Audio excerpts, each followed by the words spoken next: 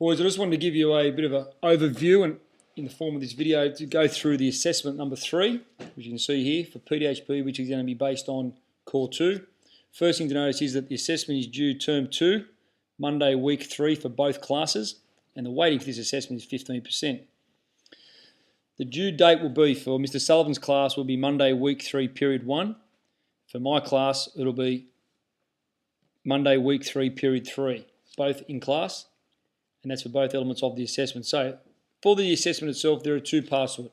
Part A, which will be completed during class time on the dates and times that are there, which is the same as the submission, and Part B, which will be submitted to the class teacher during period 1 for Mr. Sullivan and period 3 for Mr. Brennan, week 3 of Monday. So it's the same submission for all aspects of the assessment. And the part here talks about any student that is unable to submit or be there for the assessment must have the appropriate doctor's certificates and the forms filled in after they've seen Mr. Morris and Mr. Brennan as head of PE. H7 and H8 are the two outcomes that are being predominantly assessed in this assessment. Students can have a read through those. The task itself will be looking at the energy systems, the dot point there. Now the task. So part A, students will be required to answer a number of questions relating to the energy systems, and that'll be a total of 17 marks. Part B, and this one here will be completed in class. So part A will be completed in class, which students will get the question sheet on the day.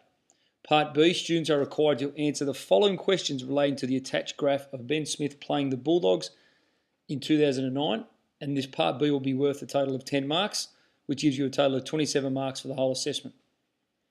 So for part B, question 1 is, using a table format, students are required to look at the graph and complete the attached table for the heart rates at set time frames. We just have a look here. So this is the graph of Ben Smith. If I just move this one over slightly to give you a bit of understanding. So this is the first part of the question. So it says you need to go through, I'll have a quick look just to make sure again. Using the table format, students are required to look at the graph and complete the attached table for the heart rate. So you need to go to the table here. You go to the graph, for example. Let's have a look at it. We'll move it over just to get an idea. So it says at the second minute, what's his heart rate? And we're going to give you an allowance of 1 heartbeat either side. So for example, here you'd go to the graph. And on the graph here we have minutes across the bottom. We have the heart rate up the side here. You'd go to the second minute. Have a look where the dot corresponds to what the heart rate is and work out what the number would be. And if you thought the heart rate there was 150 beats per minute, that's what you'd write in. 150 would be your answer. You then go to the 4th minute, which is here.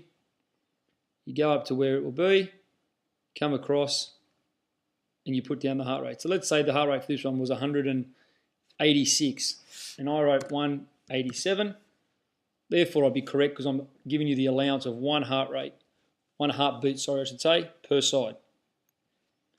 So they're the two things there. That's the first part. This part of the assessment's worth 2 marks, which all students should be able to do quite easily and don't need to spend too much time spending hours putting all this together. It should be pretty quick and pretty simple. So that's part A.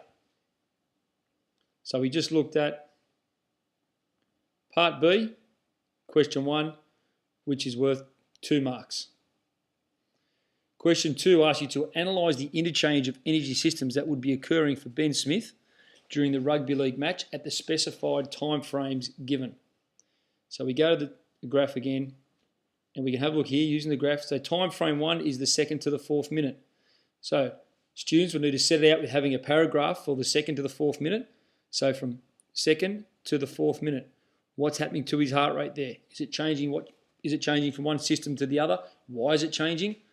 What's the relationship between the energy systems to make them change? And what's an example that could support?